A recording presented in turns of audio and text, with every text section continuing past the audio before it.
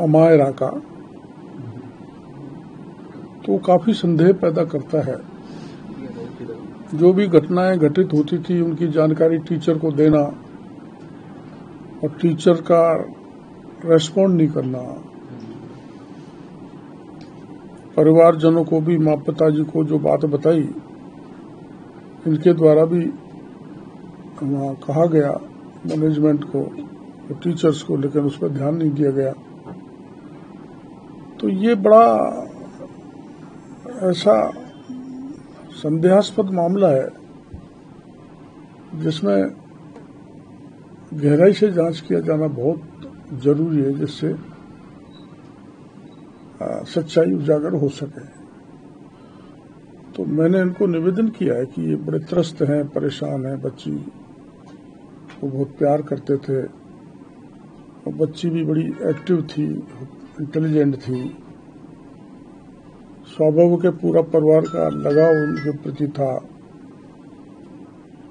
तो मैंने इनको निवेदन किया है कि आप लिख के पूरा एक ज्ञापन बनाओ मुख्यमंत्री जी के नाम। तो मैं मुख्यमंत्री जी से बात करके निवेदन करूंगा कि वही इसकी कोई स्पेशल जांच कराई जाए जिससे सच्चाई पता लग सके। जांच कैसे होगी सर? क्योंकि 5 दिन हो गए, अगले दिन संडे आ गया, उसके अगले दिन स्कूल की छुट्टी कर दी गई। आप कह रहे हैं ऑनलाइन क्लासेस, जब स्कूल ही नहीं खोल रही है, पूछताछ करने अधिकारी की टीम किससे करेगी पूछताछ? बंद है, ताले लग रहे हैं।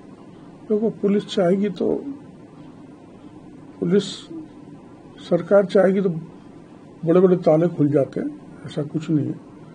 अब वो उन्होंने क्यों ताले बंद किए, बिना बात के शक के घेरे मारे हैं। उनको स्कूल खोलनी चाहिए, चलानी चाहिए, बताना चाहिए, मीडिया को भी जानकारी देनी चाहिए। अगर वो निर्दोष है तो किसी न किसी स्तर पर कोई गड़बड़ हुई है जिसका जांच करवाएंगे। तो कोई कमेटी की आप अपनी ओर से सोचते हैं कि जिस तरह से बातें सुनी, कोई कमेटी या कोई हाई लेवल और कोई जुडिशियल या किसी इंक्वायरी की आप? नहीं, ऐसा तो कुछ नहीं। पर एक बार मुख्यमंत्री जी को जानकारी देंगे।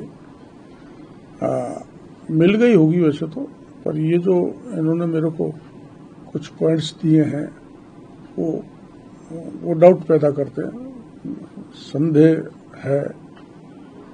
तो इनके कथनानुसार वो आत्महत्या नहीं है, उसको इस स्थिति पर पहुंचाया गया। किसने पहुंचाया उसको निकाल के देना है।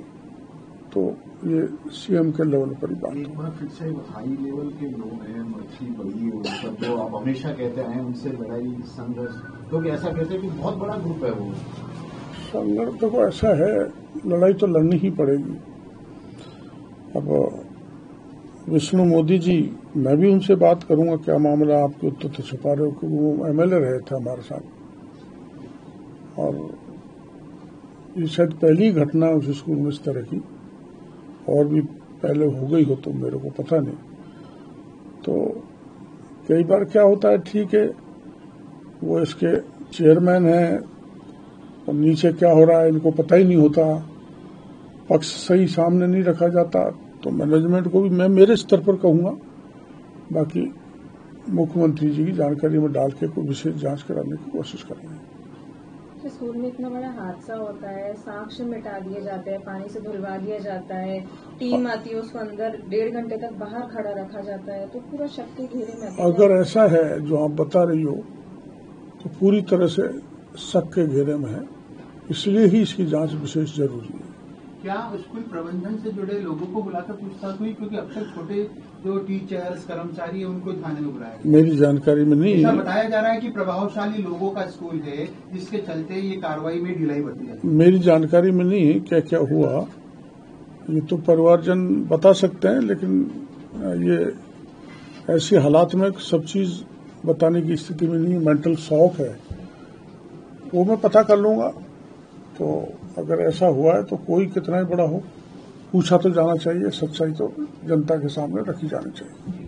सर, अभिभावकों को केवल आश्वासन ही हो गया, सख्त कार्रवाई भी होगी? जो तो मैं इसमें कुछ नहीं कह सकता, न तो मैं पुलिस अधिकारी हूँ, न मैं होम मेरे पास है, मुख्यमंत्री के पास हूँ मैं, तो उन्हीं से बात करेंगे। कोई हो कितना ही बड़ा हो, मैं तो छोड़ता नहीं हूँ कोई कितना ही बड़ा हो। मेरे स्वभाव में तो ये है तो मुख्यमंत्री जी को जानकारी देंगे, फिर कौन बच्चा पढ़ाएगा ऐसे स्कूलों में। नामी गिरामी स्कूल है, उसमें इस ढंग की घटनाएं होने लग गई तो फिर जो है बच्चों का भविष्य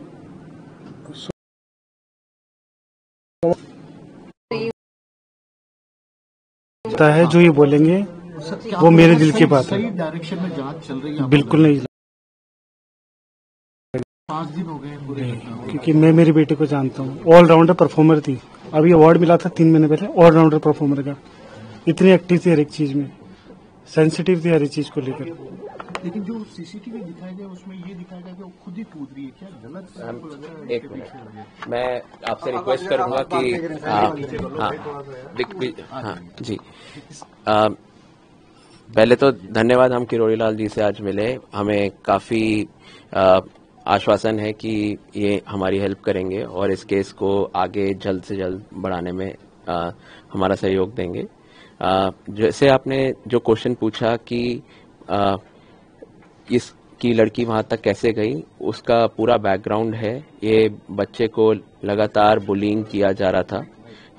उस दिन भी मल्टीपल टाइम्स वो बच्चा टीचर के पास 4 से 5 बारी एक क्लास में टीचर के पास गया और टीचर को कुछ बोला। हमें नहीं पता क्या बोला, क्योंकि हम सिर्फ वीडियो में देख पा रहे हैं, हम सुन नहीं पा रहे हैं।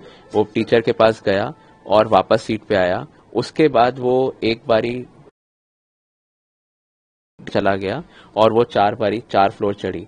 तो हमें यही नहीं पता है उस क्लास में बाकी बच्चों के साथ क्या हुआ जिसकी वजह से वो टीचर पे इतनी बारी गई, टीचर ने उसको क्या बोला।